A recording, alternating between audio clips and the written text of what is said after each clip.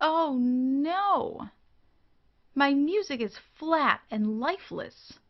The notes have little direction, and I'm growing ever so bored. What can I do? Never fear, Dynamics Man is here. I'll add dramatic change in volume and intensity to liven up your playing.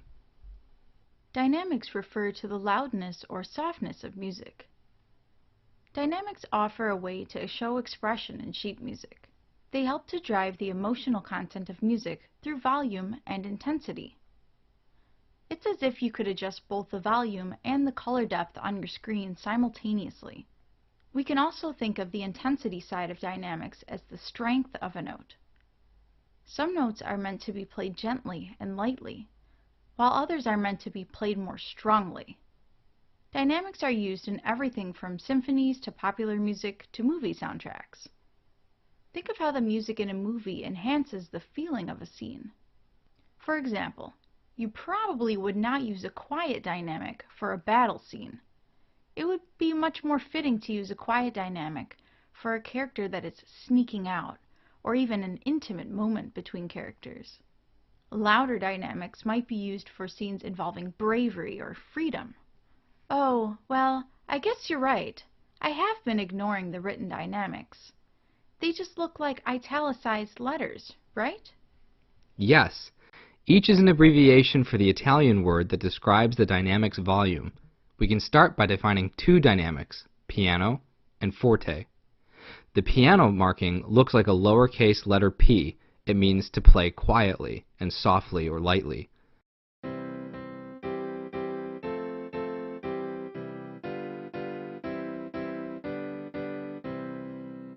The forte marking, on the other hand, is a lowercase letter f, like this, and represents loud and strong playing.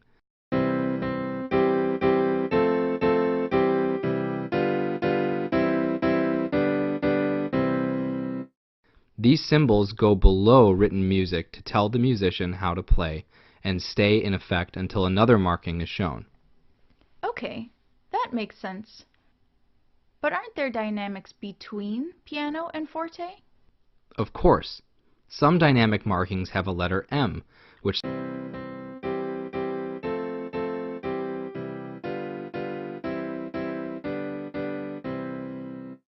while a mezzo forte dynamic looks like this and means to play medium loud.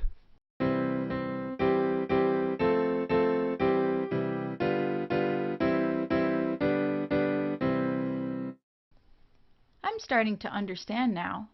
But what if a composer wants to use more than just these four basic dynamics?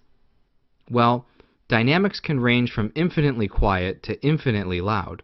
The most common way to indicate dynamics which are very quiet or very loud is with repetition of the letter. So, if the composer wants the musician to play very quietly, he or she will mark two P's. This is called pianissimo. If the composer wants the musician to play very loudly, they'll mark two F's. The more of a letter there is, the more extreme the dynamic, like in Tchaikovsky's Sixth Symphony. Got it. But what about when the composer wants a sudden change in emotion? Well, composers can combine two dynamics like forte piano and piano forte. In each case, the first dynamic is played, then the second dynamic is played immediately afterwards. So, for the forte piano, we would have loud, then immediately quiet.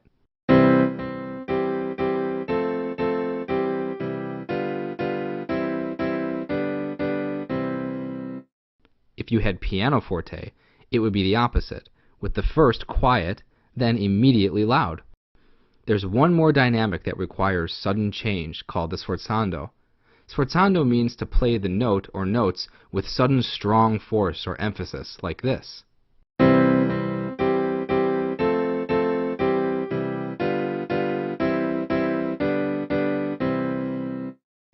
Oh, that is surprising. Wow, these dynamics can be pretty intense. Isn't there a way to gradually increase or decrease volume? I don't want my listeners to feel like they're listening to an emotional wreck. Yes, and that brings us to two very important dynamic symbols, the crescendo and the diminuendo. These two symbols draw out emotion by making a gradual change in volume. The crescendo looks like this, and means to get gradually louder. The diminuendo symbol looks like this, and means to get gradually quieter. Oh, like diminish. That's right. Diminuendo is sometimes called decrescendo, but diminuendo is the more proper term. Well, these are easy to understand because they look like greater than and less than symbols in math. So on the crescendo, notes on the smaller side are quieter and gradually become louder as they reach the larger side. And of course, it would be the opposite for the diminuendo symbol. So if Twinkle Twinkle Little Star had a crescendo, then a diminuendo, it would sound like this.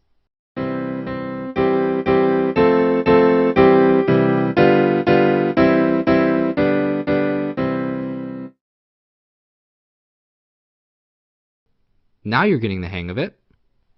Whoa, dynamics are pretty important. Can you tell me when they started being used? Dynamics started being marked in music as early as the Renaissance period, but were not commonly used until the Classical period. I can see that you're playing a piece by Chopin, who was a Romantic period composer. The Romantic period is known for its expressive music, especially the importance given to dynamics. By not observing the dynamics, you are not truly reflecting what the composer intended. Okay then, let me try this again. I start with a sforzando, which means to play suddenly loud. Then, there's a piano marking, which tells me to play quietly and lightly. This is followed by a crescendo, which means to gradually increase volume. So, would it sound more like this?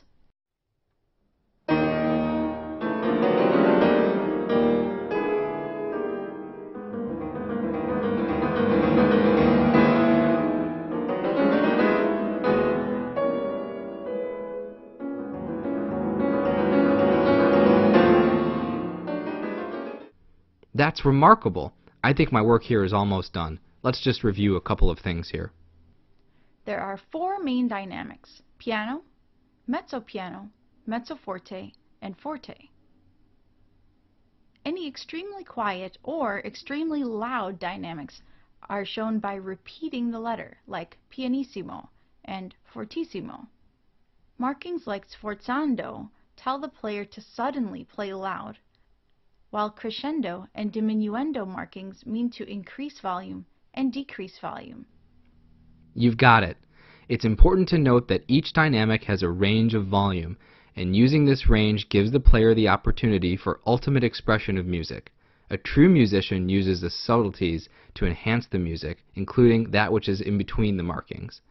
Although present in popular music, dynamics are generally used in much greater depth than classical music.